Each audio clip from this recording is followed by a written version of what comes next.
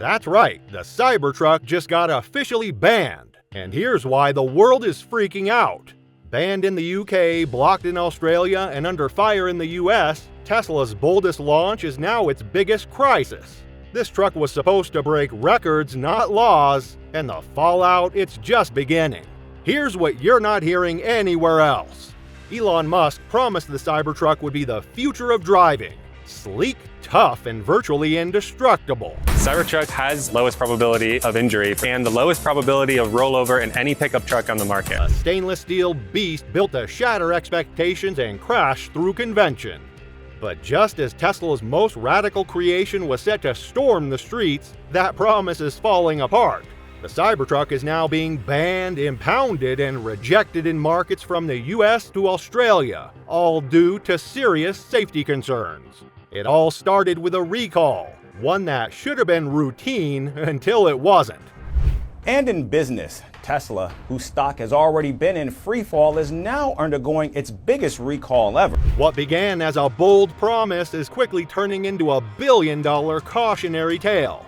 Just when the company's most hyped vehicle was ready to disrupt the market, it's now facing bans across the globe. For a vehicle that was supposed to change everything, it's starting to look like a designer disaster too dangerous for the streets. The tipping point came when reports started rolling in about a critical failure, an exterior panel detaching at high speeds. That's right, the roof trim, a crucial part of the truck's structure, was peeling off mid-drive. And not just a cosmetic panel, this is a functional body piece, one that shapes the roof line and influences aerodynamics.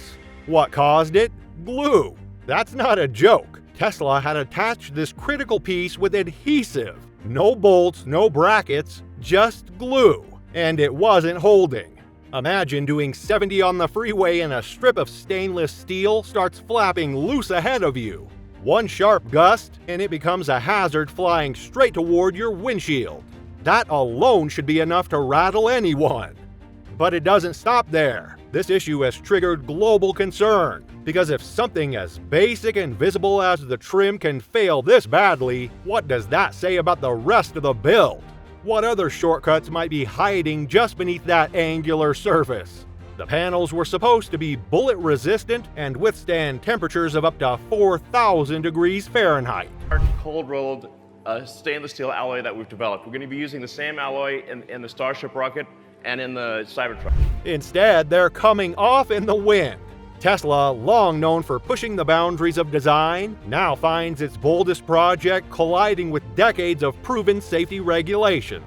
And the recall isn't just about one problem. It's forcing countries to reevaluate the entire vehicle. The truck that was once the crown jewel of Tesla's future is now surrounded by questions, and not the good kind. And now it's not just about glued panels. This has become a referendum on Cybertruck's entire existence. Around the world, regulators are pushing back hard. In the United Kingdom, where narrow roads and strict safety laws dominate, the Cybertruck's design is simply too aggressive. The sharp steel edges violate UK pedestrian safety rules, which require exterior corners to be rounded to at least 3.2 millimeters. Tesla's razor-flat surfaces don't even stand a chance. The vehicle's also so wide and heavy that British drivers need a special commercial C1 license just to legally operate it. One report from Manchester confirmed that a Cybertruck was impounded for being on public roads without proper certification. I've produced all documents, everything. Police was happy. He said, if that was a G-Wagon, you can drive that now. But this is a Cybertruck. We believe it's a danger car to be on the road.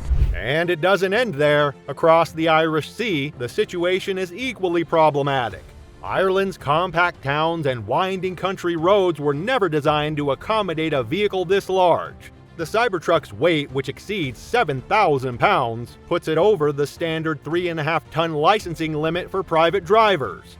That means owners would need special permits, and in some areas, the truck can't even legally be parked. Add in the danger posed to pedestrians by the truck's rigid steel exoskeleton, and local officials are starting to view it as more threat than innovation. The vehicle that was supposed to represent adventure now looks more like a logistical and legal nightmare. Then there's Australia, where things get even more complicated. The first issue is right-hand drive. The Cybertruck, designed in the US, is strictly left-hand drive, making it illegal to operate on public roads in a country that drives on the opposite side. For Tesla to fix that, they'd have to retool their entire production line in Texas, an expensive and time-consuming change. Then there's the wildlife factor. Australia's outback is home to some of the most dangerous animals in the world, and the Cybertruck's unyielding shell is a real problem. In a collision, it doesn't absorb force, it transfers it. That means if the truck hits a kangaroo, the animal can become a deadly projectile, endangering others. Add in the lack of EV charging infrastructure across rural areas, the Cybertruck quickly turns into an unreliable and possibly stranded machine. Even China, where Tesla once thrived, is now off the map. While the truck hasn't been officially banned, Tesla's sudden decision to withdraw its certification application sent a clear message. The vehicle likely couldn't meet the country's strict pedestrian safety rules, emission standards, and energy consumption metrics. China has already been critical of Tesla in the past, following multiple high-profile battery fires and brake failure incidents. The company's reputation there is shaky at best, and with the Cybertruck offering none of the compact efficiency Chinese regulators favor, it's safe to say this vehicle won't be making it to Shanghai streets anytime soon. Back in the US, the picture isn't much better. Owners are finding themselves targets of backlash. Several owners have reported having their trucks keyed, egged, or spray painted. Some drivers even say they've been harassed on the road. It's purple, so it grabs a lot of attention, and so I think twice about places I need to go to and make sure that I really need to go. The Cybertruck, once a badge of bold design, is becoming a rolling symbol of tech arrogance and, in some cases, political division. Yeah, and I think there are larger forces at work as well. I mean, I don't know who's funding it and who's coordinating it, because this is crazy. I've never seen anything like this. Inside online forums, it's even worse. Cybertruck owners are using burner accounts to avoid being attacked.